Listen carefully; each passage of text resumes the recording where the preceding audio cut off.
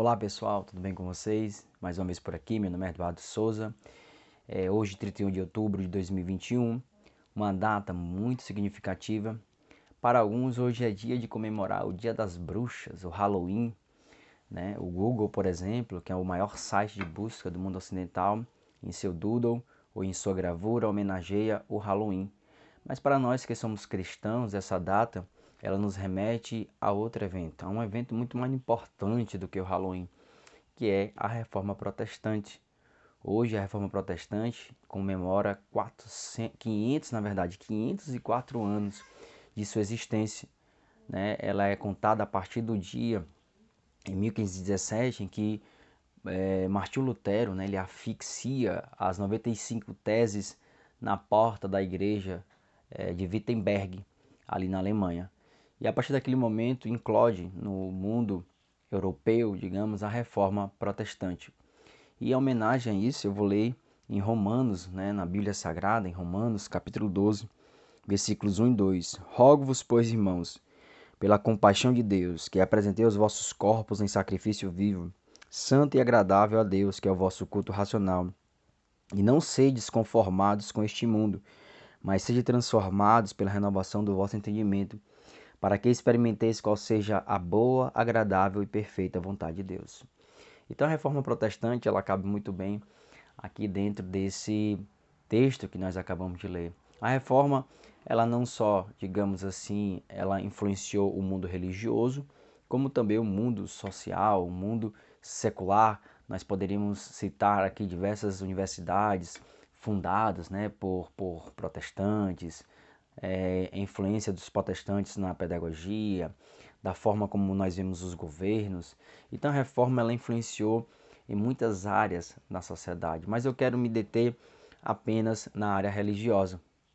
Nós sabemos que existiam vários reformadores, tinha Zwingli, tinha Calvino, tinha Menon Simons, né? Zwingli e Calvino na Suíça, Menon Simons na Holanda e Martinho Lutero na Alemanha.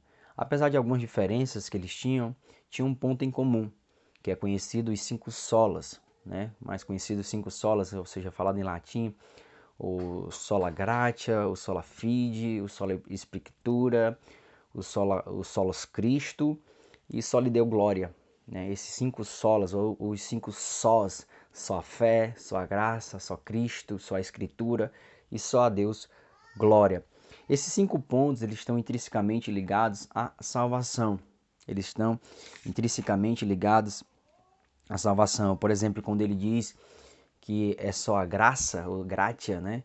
Ele está se referindo que a salvação ela é tão somente pela graça, como fala aqui em Efésios, capítulo 2, versículo de número 8, que diz assim: Porque pela graça sois salvos, por meio da fé, e isto não vem de vós, é dom de Deus. Então, a reforma teve muito mais, digamos, força nessa questão, porque eles estavam combatendo a tese de que as pessoas eram salvas através de pagamentos de indulgências, através de pagamentos de determinados impostos, ali ele garantia, digamos assim, uma parte no céu, uma parte da salvação. Então eles se levantam, né, contra essa tese, trazendo, digamos assim, esses 5 solas que estão ligados à salvação. Por exemplo, o sola fide, que é somente a fé, né, que a salvação, a justificação é somente pela fé.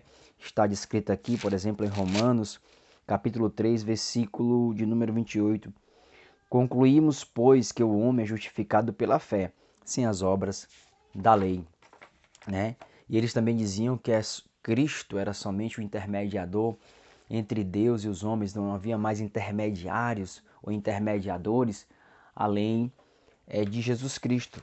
O texto base nós podemos citar aqui em Timóteo, 2 Timóteo, se não me engano, deixa eu ver se é 2 Timóteo, na verdade é 1 Timóteo, primeira carta de Paulo a Timóteo, o pastor Timóteo, que diz assim: Porque há um só Deus e um só mediador entre Deus e os homens, e Jesus Cristo, o homem, ou seja, somente Cristo.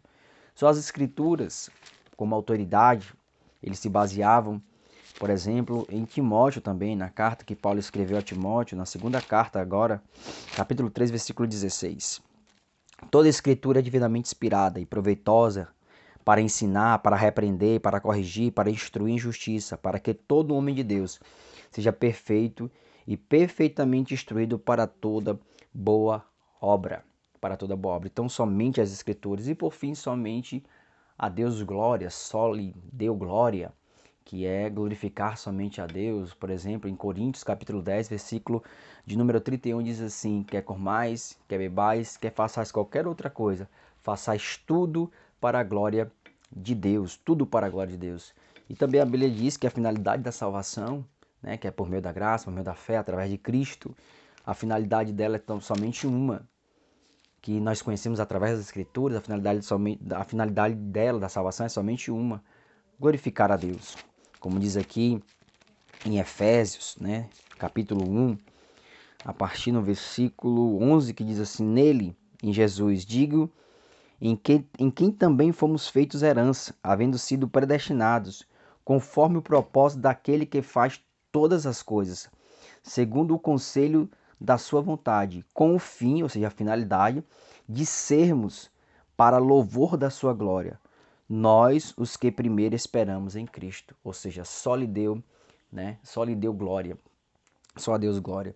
Então, todos estes solas, como nós conhecemos, eles têm por finalidade apontar acerca da salvação. Poderíamos falar de outras muitas doutrinas, né, do protestantismo, como o sacerdócio universal, como um muito conhecido aqui, que é o mandato cultural, né, que eles acreditavam que os cristãos eles não deveriam apenas influenciar na área religiosa, mas também na área secular, né? Quando eles falavam isso, eles não queriam, por exemplo, que os incrédulos vivessem como se fossem cristãos, porque isso é impossível, é necessária a graça, é necessário o poder de Deus para que eles sejam transformados. Mas aquilo que eles acreditavam que eram pontos ligados à criação, né? Coisas ligadas, princípios morais ligados à criação que qualquer ser humano ele pode obedecer, como por exemplo o matrimônio, a obediência às autoridades, a questão da governância, saber governar, né? A distinção dos sexos, ou seja, considerar homem e mulher.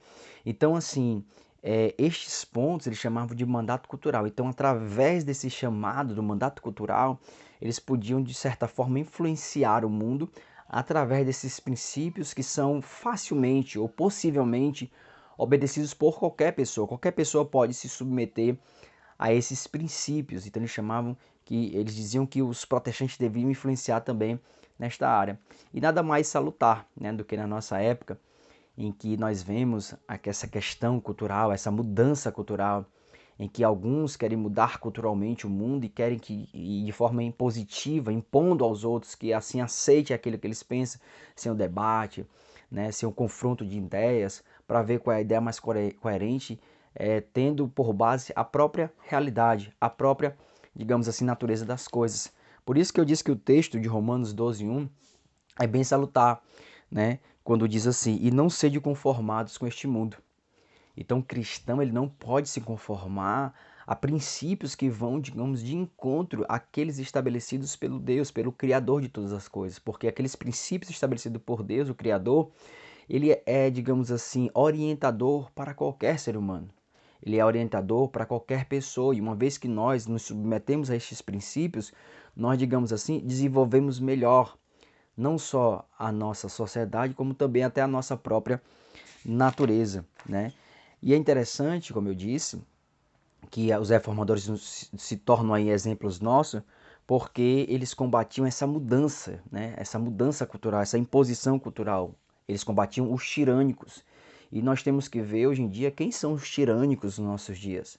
Aqueles que querem mitigar a nossa liberdade de expressão, aqueles que querem nos calar, que querem deixar os nossos discursos restritos a recintos fechados. Então, em nome disso, nós como cristãos, pessoas que comemoram a Reforma Protestante, nós não podemos nos calar. Nós temos que andar inconformados com o mundo, né? Apresentar o nosso corpo como sacrifício vivo. Hoje em dia, aqueles que se dizem ser protestantes se envolvem em cada coisa que não tem lógica, que não tem sentido, biblicamente falando. Por exemplo, hoje em dia, recentemente, quer dizer, eu vi uma igreja fazendo culto pets, ou seja, para cachorros, né? O que isso vai influenciar, o que isso vai beneficiar. Outros, por exemplo, ficam só em busca de linguagem jovial para atrair os jovens, aí faz de um culto de uma forma de uma festa, uma forma de um baile, né? Uma forma de uma rave, muitos até, e parece que vão se esquecendo das suas histórias, da história do cristianismo, né? Como os cristãos eles se posicionavam neste mundo em relação àquelas coisas que iam de encontro, contrárias às escrituras sagradas, os princípios sagrados. Então que nós, nesse 31 de outubro, que é o dia da Reforma Protestante, possamos beber estas fontes, ver o que estes homens faziam, ver como é que eles viviam, digamos assim, para poder influenciar o mundo. Porque, de certa forma, nós também devemos ser luz deste mundo, né? Sal desta terra, como falou Jesus. Jesus também disse, não temam. Tem pessoas que parece que estão temerosas de falar, pessoas temerosas de se posicionar. Jesus disse, não temam. Não temam os que matam a carne, nada podem fazer com a sua alma. Temeis antes aquele que pode tanto lançar a sua alma como o seu corpo no inferno. Recentemente, um amigo meu falando comigo disse, rapaz, se tu continuar assim, tu vai perder o emprego. Eu disse, rapaz, meu sustento, ele vem de Deus. É Deus que me sustenta, é o Senhor que me sustenta. E outra, a palavra de Deus me ensina que eu tendo que comer, tendo que vestir, eu tenho que ficar contente com isso. Deus prometeu, Jesus prometeu, aqueles que buscam em primeiro lugar o reino de Deus e a justiça, todas estas coisas vos serão acrescentadas. Que estas coisas são essas? Riquezas? Conforto? Não. Estas coisas são comida e vestimenta. Ou seja, aquilo que é básico para a vida, para o sustento da vida humana. Então, mais importante do que o conforto, do que, digamos assim, uma acomodação, é que as pessoas elas ouçam a palavra, é que as pessoas elas ouçam o evangelho, é que as pessoas se dobrem diante daquilo que deve se dobrar, diante do Criador, diante da palavra. Então, os protestantes, né, eles são exemplares nesse sentido, porque eles não se curvavam. Quando foi dito a Martinho Lutero que se ele fosse para um determinado julgamento, ele seria morto, ele disse assim, pode ter lá como o número de demônios, como tem o número aqui dessas telhas. Mesmo assim eu irei, porque o meu Senhor é o meu castelo forte. Então, meu amigo, nosso sustento, a nossa fortaleza vem do Senhor. Então, crente, comemore este dia, lembre-se sempre, 31 de outubro, Reforma Protestante. É possível hoje mesmo igrejas, entre aspas, fazer aí seus Halloweens, né, seus Halloweens, mas uma igreja verdadeira, uma igreja genuína, estará lembrando de seus reformadores. Eu, por exemplo, me identifico muito com os reformadores que são chamados reformadores radicais, que são os anabatistas, né? Eu me identifico mais com eles porque eles levaram mais a fundo a questão da obediência à Escritura, somente à Escritura. Então, o vídeo de hoje é sobre isso, que você possa refletir, que você possa pensar e que você possa comemorar, né?